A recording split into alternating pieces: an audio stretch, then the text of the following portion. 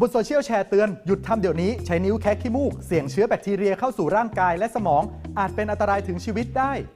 ชัวร์เหรอเรื่องนี้ถ้าจริงก็น่าตกใจและควรรีบบอกเตือนกันแต่ก่อนจะแชร์ต่อต้องเช็คให้ถูกชัวร์ศูนย์ชัวร์ก่อนแชร์สำนักข่าวไทยอสมทสอบถามไปที่อาจารย์แพทย์ภาควิชาโสตสนาสิกโรงพยาบาลจุฬาลงกรณ์ครับการแคะขี้มูกอาจเป็นอันตรายถึงชีวิตได้จริงไหมครับก็จริงได้นะครับการแคะขี้มูกเนี่ยมันก็จะทำให้เกิดการอักเสบเพราะเนื่องจากมันมีแผลได้แล้วเชื้อที่อยู่ตามนิ้วมือของเราเนี่ยก็สามารถที่จะเข้าไปในกระแสเลือดได้เข้าไปในเส้นเลือดได้แต่อย่างไรก็ตามเนี่ยกลไกร่างกายของเราเนี่ยต้องมีการขจัดเชื้อโรคออกไปอยู่แล้วเขาแชร์ว่าแคะขี้มูกเสี่ยงเชื้อแบคทีเรียเข้าไปถึงสมองโอกาสที่เชื้อโรคจะเข้าไปสู่สมองเนี่ยต้องบอกว่าน้อยมากถ้าเกิดจากการแคะจมูกนะครับอาจจะต้องในกรณีที่คนไข้เนี่ยมีโรคประจำตัวมี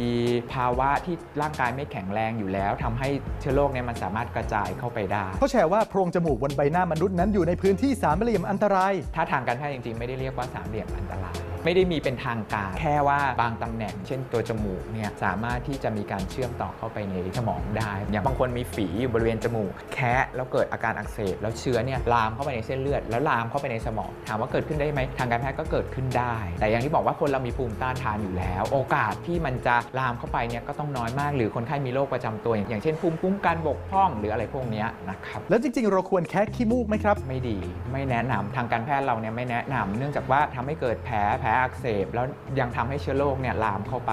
ทำให้เกิดฝีทำให้เกิดการอักเสบบริเวณจมูกพวกนี้ได้ถ้าแคะเบาๆได้ไหมครับคือถ้าตามหลักแล้วเนี่ยเราก็ไม่แนะนำให้แคะนะครับแต่ว่าถ้าเกิดว่าแคะเบาๆมันก็อาจจะพอได้นะครับแต่ว่าโดยส่วนมากก็ไม่ค่อยแนะนำนะครับจะแนะนำไม่ให้แคะจมูกจะดีที่สุดถ้าไม่แคะจะเอาขี้มูกออกมายังไงครับเราก็จะแนะนำว่าอาจจะใช้น้ำเกลือในการล้างไม่ต้องล้างเยอะมากก็ได้แต่ว่าล้างเพื่อที่จะทำให้มันสะอาดมากขึ้นทำให้มันอ่อนลงหรือว่าอาจจะใช้เป็นไม้พันสำลีเล็กๆชุบน้ำแล้วก็เช็ดบางๆก็อาจจะพอได้ส่วนมากก็หลุดออกมาเองได้แต่ว่าโดยส่วนมากไม่มีใครปล่อยจนถึงมันหลุดออกมาเองแต่ว่าหลุดออกมาเองได้ครับดังนั้นทางการแพทย์ไม่แนะนำให้แคะจมูกเพราะอาจจะทำให้เกิดแผลในโพรงจมูกได้นะครับจริงๆการแคะจมูกเนี่ยเป็นสาเหตุหลักเลยของการที่มีเลือดกำเดาไหลภายในจมูกโดยเฉพาะในเด็กๆนะครับเพราะฉะนั้นเนี่ยไม่แนะนำแล้วอย่างที่บอกไปทำให้มันเกิดการติดเชื้อขึ้นมาในจมูกได้คุณหมอจึงแนะนำย้ำวิธีกำจัดขี้มูกที่ไม่ทำร้ายจมูกดังนี้ถ้าดีที่สุดเนี่ยก็คือแนะนำในเรื่องของการใช้น้ำเกลือหรือใช้อุปกรณ์ที่อ่อนในการที่จะเช็ดทำความสะอาดมันออกมาได้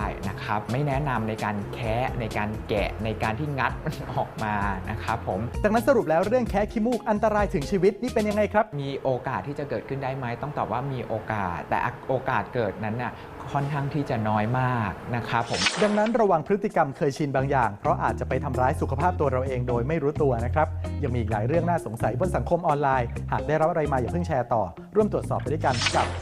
ชัวร์ก่อนแชร์ก่อนจะแชร์ในโซเชียลขอให้เช็คก่อนแชร์นะครับสนับสนุนโดยกองทุนพัฒนาสื่อปลอดภัยและสร้างสรรค์